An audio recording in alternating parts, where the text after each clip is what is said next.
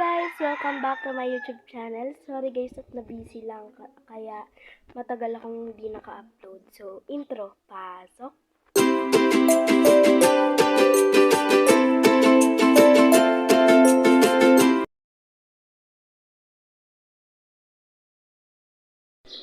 Naisipan gumawa ni Armin ng liham, kaya siya ay nagpunta sa kanyang silid upang gumawa. Kamusta ka na, Sarah? Sana okay ka lang. Sa ewan ng Diyos, okay lang naman ako. Kung ako ang iyong tatanungin, okay lang rin ako.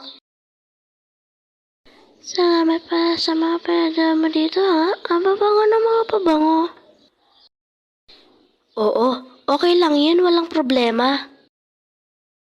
Sa susunod, pupuntahan kita dyan. Salamat rin sa mga binigay mong sapatos sa aking anak. Oo, ayos lang yun. Sige, hanggang rito na lang. Paalam! Sa mundo ng komunikasyon, may malaking halaga ang pagpapahayag ng ating pasasalamat. Isa sa pinakamagandang paraan para maipahayag ang ating pagkilala sa ibang tao o institusyon ay sa pamamagitan ng paggawa ng liham pasasalamat. Kaya hanggang dito na lang. Paalam!